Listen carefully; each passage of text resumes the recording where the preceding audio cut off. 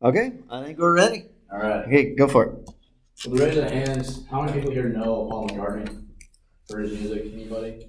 You all probably should. He's one of the lead singers for the Beatles. Well, he's dead, actually. He died in a car crash on November 9th, 1966. And today I'll be going over a lot of theories, some interesting theories. And to me personally, I'm very interested with theories. When I was in high school, I would actually skip, I think I had 3 art classes, and I would skip 2 of them and go to my favorite teacher's class, and we would discuss theories all for about an hour and a half every single day. So kind of a professional on this topic. My first theory, what I stated previous, is Paul McCartney is dead. Like I said, he was involved in a car crash. And which is actually really weird is that the same week he was in the car crash, the Beatles held a McCartney look-alike contest, and the winner of that was Billy Shears. Which is kind of funny because if that's the case, and he really wrote Hey Jude, which is probably one of the most popular songs, which is one of my favorite songs by the Beatles. And yeah. The next one is we're living in a simulation. You all know who Elon Musk is. He thinks that we're living in a simulation. Our thoughts are not our thoughts. They're not our conscious thoughts. Someone else is controlling us. A related theory with that is that we are actually in an alien science experiment that failed. You know, we're just sitting on this desk and we're just living in our own world, not kind of oblivious to what's happening in the real world. Another theory is the JFK assassination.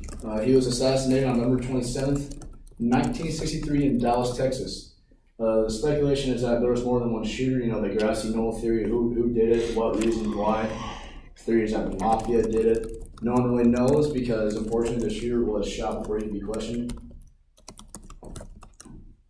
Another theory is the moon landing theory. Apollo 11 was the first manned landing by the U.S. on the moon in 1969.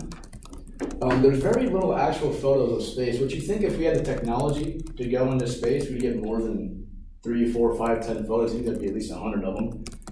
And yeah, the technology at the time, really, relatively, we had the technology to go into space.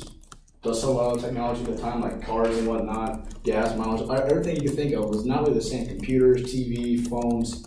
It wasn't that, but we could send someone hundreds of miles into space and have them return safely, which is kind of weird.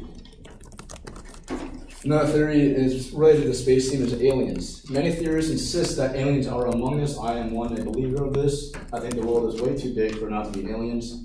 They think that they had a helping hand in our human civilization growth. Egyptians, Mayan, Aztecs, all different parts of the world, we have very, very similar structures, such as the pyramids and how they're so advanced in their technology and how they can build such large structures without much technology at the time. It's very, very mind-blowing. Chemtrails. You see them every single day. I know when I play baseball, I see about 10, 20 of them. And for whatever reason, whenever I see them, the skies are clear. And about 20 minutes later, there's always big clouds coming through. So it's a little weird when that happens. But the theory behind this is HAARP, which is a weather control agency, kind of up in the Arctic. They think that the chemicals in the jets and the planes actually change the weather and could have biochemical effects on our ecosystem. Flat Earth theory, which I think is bogus, but I put it in here because it's interesting. There's a society of people that speculate that the Earth is flat and that the moon and the sun revolve above us rather than around us. It's kind of weird. And the Arctic is set in the middle, and there is an layer of ice and a wall that surrounds the entire flat Earth. And you think nowadays people would want to go and discover that and eventually hit that wall and see a 300-foot ice wall, but no one's done it, which is kind of weird. Hitler fled to Argentina. It is said that when Hitler was about to be captured in his bunk during World War II, he actually killed himself and his wife. Well, there's speculation that he actually did not do that, and instead he fled to Argentina in April of 1945, and he lived there throughout the rest of his life. Now, there's some people that say that they saw pictures of him, they talked to him, whatever, whatnot. Personally, I think he killed himself.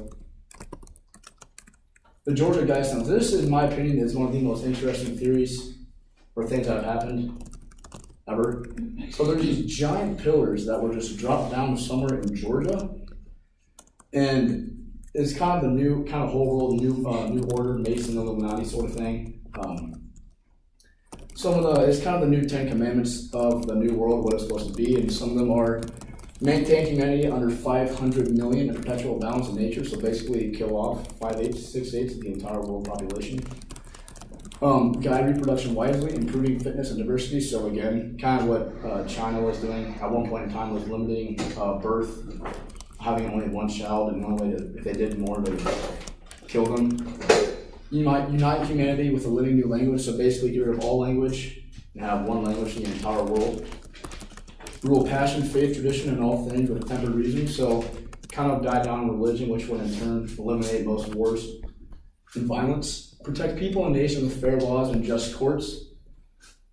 All nations rule internally, resolving external disputes in a world court, avoiding petty laws and useless officials. So I think that's kind of a big thing, because now I think the world's kind of getting very hands-on about what we do, and the governments are kind of controlling more and more of our lives every single day, and let us kind of just be free and let us roam. Balance personal rights with social duties. Prize truth, beauty, love, seeking harmony with the infinite. Unite a cancer on the earth, leave room for Mother Nature, leave room for nature. Yeah. So which I think theories are very, very interesting. Our lives every single day are pretty ordinary, and I think as humans are kind of our human nature to go and strive and find new information. And I think this is one way to do it. Not all of it's true, but I like to research and kind of see what's new and interesting in the world. Thank you.